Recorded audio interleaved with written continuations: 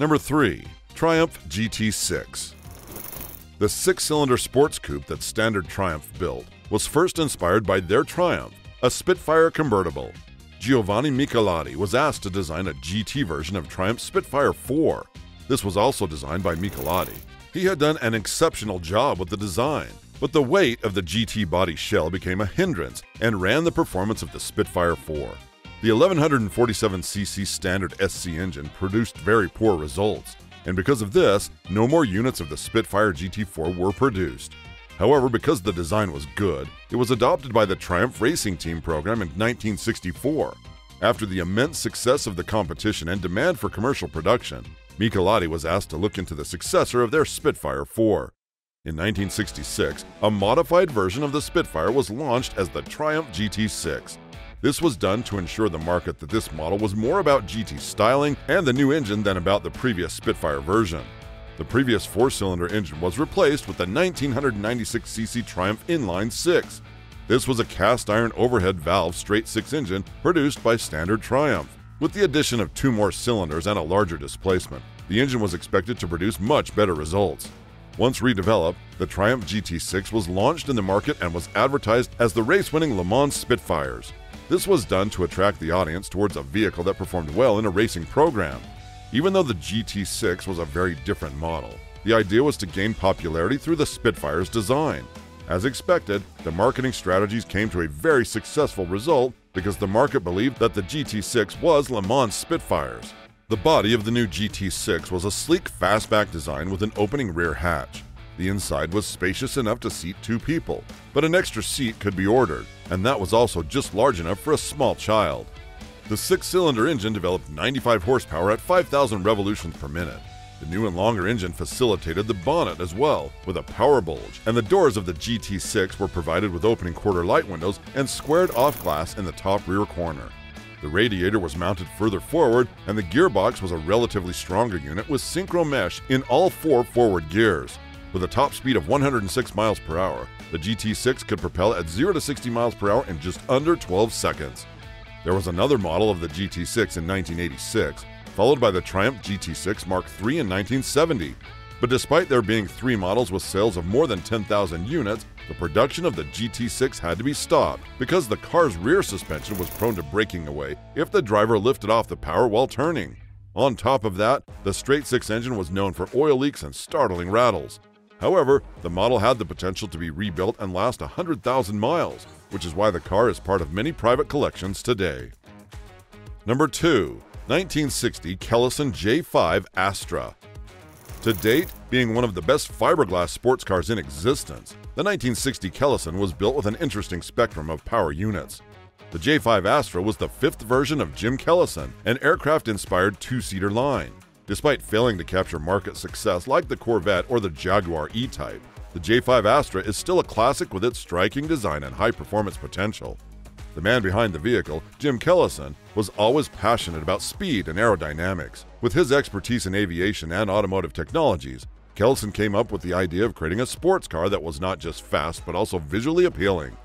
The 1960 Kellison was built on a Kellison frame with a J-Series Roadster body. Pioneered by Jim Kellison, the J5 Astra was valued by car enthusiasts from around the world for its design, rarity, and driving experience. The Kellison J5 Astra was built with a Chevy V8 engine that was equipped with a Holley 4-barrel carburetor. The Chevy V8 engine, along with the lightweight fiberglass body, was the perfect balance between power and agility. The roofline of the J5 Astra had a striking similarity to an aircraft fuselage design. This gave the vehicle a streamlined profile and a futuristic aesthetic. The recessed headlights and the minimalist grille distributed the vehicle's look, while the elongated nose was a sign of its performance potential. The rear fins were a nod to the jet-age styling trends in the 1950s. There were 6 models in Jim Kellison's J-Series, and just like the other models, even this was sold as a kit, which meant the buyer had the freedom to pair the vehicle with their choice of chassis and drivetrain. The J5 Astra could be built on different platforms, but most people chose the Chevrolet Corvette C1 chassis due to its robustness and compatibility with the V8 engine. Some users even equipped their J5 Astra with larger displacement and setups like Chrysler Hemi V8s. The car could deliver from 250 to 400 horsepower, which was a wonder back then. Racing components like independent rear suspensions, disc brakes, and roll cages were also added for improved handling and safety on the track. The lightweight vehicle with the V8 engine gave the J5 Astra acceleration and a top speed of around 120 miles per hour. This was not common, but some users even opted for an inline 6 or 4-cylinder engine.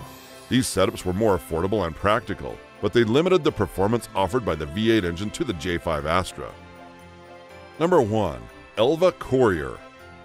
Introduced in 1958, the Elva Courier was a main road car. After its initial production, the model went through a series of developments and turned out to be one of the most successful cars manufactured by the company. The first model was built with a 1500cc engine in a ladder chassis with Elva designer independent front suspension. The engine was put back in the chassis to help with the weight distribution. This facilitated the handling, but because it was cut in on the cockpit, it made the car a little cramped. The chassis carried lightweight 2-seater open fiberglass bodywork. About 50 units of this model were produced and made available to the US and European market. For the UK market, the model was available in the kit form.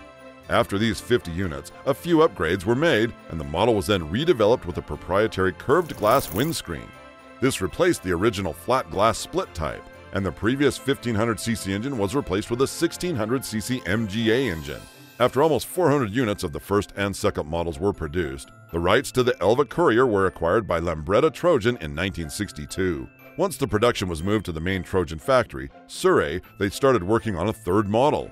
It was completed and introduced to the market in 1962 itself and was sold as a complete car instead of in the kit form. The chassis was changed to a box frame molded into the body, and the Triumph rack, pinion steering, and front suspension stayed consistent. Before being acquired by Trojan, most parts of the Elva Courier were produced in-house by Elva, with the initial power unit being an MGA 1500cc unit with a matching gearbox. The cars were raced with a considerable nerve in club races in the United Kingdom. Although most of the produced cars were as ordered by the customers, a few units were made purely for racing purposes. The standard car was reported to propel at a top speed of 100 miles per hour and 0 to 60 in just 11 seconds. After the acquisition, the automotive industry saw a positive turn in the development of the Elva Courier. The facilities at the Trojan factory were more innovative than Elva, and they were quick to implement their development plans. Trojan opted for a stiffer square section frame to make the vehicle more practical. As they wanted to mass-produce the Courier, they were doing all they could to adhere to the market demand. The engine was changed to an MGA 1622cc power unit. Just a year later, more than 80 cars were produced and sold, and they decided to bring the fourth model to the market.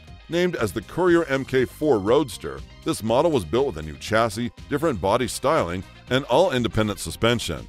The customer was also offered the option to choose between the MGB 1798cc engine and the Ford 1500 GT engine. In just 7 months after the vehicle was introduced to the market, the Roadster model was announced as the first 100 miles per hour plus sports car with wheel-independent suspension at the price of less than £1,000.